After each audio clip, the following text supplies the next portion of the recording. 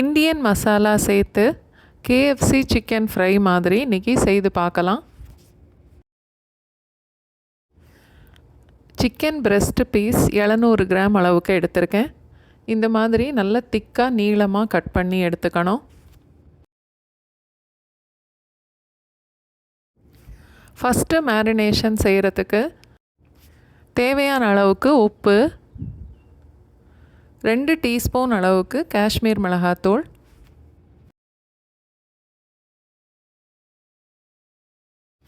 2 teaspoon இஞ்சி பூண்டு paste,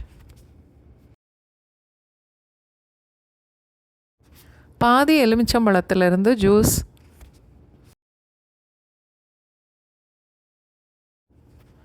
மசாலாவை சிக்கனோட நல்லா சேர்த்து கலந்துட்டு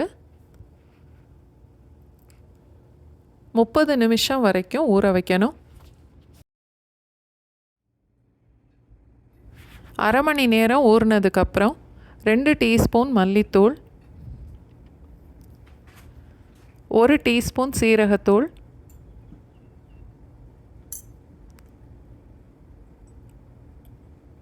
1/2 டீஸ்பூன் கரம் மசாலா தூள், அதோட 2 டீஸ்பூன் அளவுக்கு கசூரி மேத்தியும் சேர்த்துட்டு 1 டீஸ்பூன் காஷ்மீர் மிளகாத்தூள் மட்டும் சேர்த்துருக்கேன். காரமாக வேணும்னா 1 டீஸ்பூன் மிளகாத்தூளும் சேர்த்துக்கலாம். 2 டேபிள் ஸ்பூன் அளவுக்கு நல்ல கெட்டி தயிர்,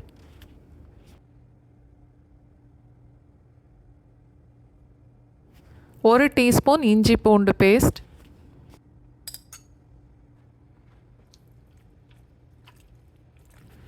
மசாலா எல்லாம் சேர்த்து சிக்கனோட நல்லா கலந்துட்டு 1 மணி நேரம் வரைக்கும் ஊற வைக்கணும். நல்ல அகலமான பவுல் இல்லைன்னா ஒரு தட்டில் 1/2 கப் அளவுக்கு மைதா மாவு சேர்க்கணும். இன்னொரு பெரிய பவுலில் ஐஸ் வாட்டர் சேர்த்துட்டு அதோட நல்லா நிறையா ஐஸ் கட்டிகளும் சேர்த்துடணும். 2-3 சிக்கன் பீஸ் எடுத்து மாவில் நல்லா புரட்டி எடுத்துட்டு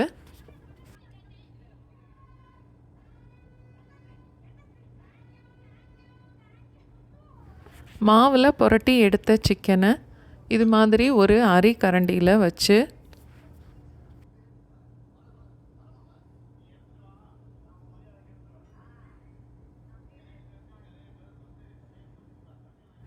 சிக்கன் பீஸ் எல்லாம் ஐஸ் வாட்டரில் நல்லா முங்கி இருக்கிற மாதிரி 5 செகண்ட்ஸுக்கு வச்சு எடுத்துட்டு மறுபடியும் மாவில் போட்டு புரட்டி எடுக்கணும். மாவு பிசைகிற மாதிரி ஒரு 30 செகண்ட்ஸ் வரைக்கும் இந்த சிக்கன் துண்டு எல்லாத்தையும் இந்த மாவில் நல்லா பிசைஞ்சு எடுக்கணும். ரொம்ப அழுத்தம் கொடுக்க வேண்டாம்.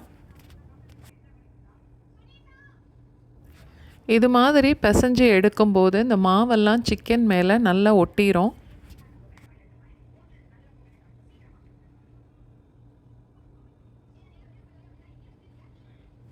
இப்போது மாவில் இருந்த சிக்கன் பீஸ் எல்லாம் எடுத்து ஒரு தட்டில் தனியாக எடுத்து வச்சுக்கணும்.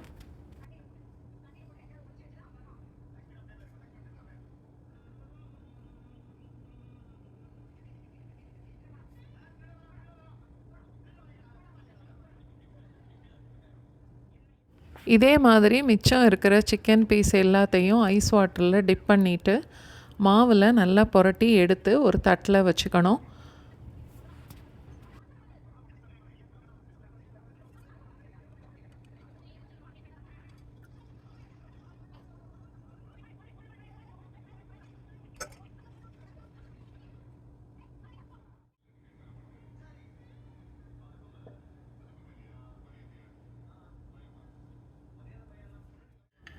மாவு தேவைன்னா இன்னும் கூட 1/2 கப் அளவுக்கு சேர்த்துக்கலாம்.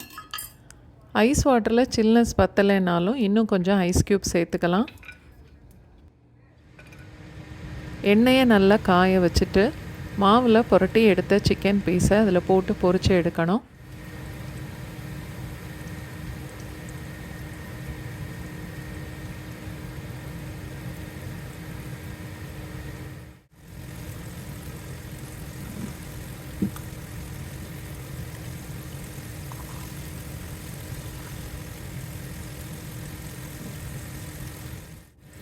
சிக்கன் நல்லா வெந்திருக்கான்னு செக் பண்ணி பார்த்துட்டு எண்ணெயிலேருந்து அரைச்சி எடுத்துடலாம்.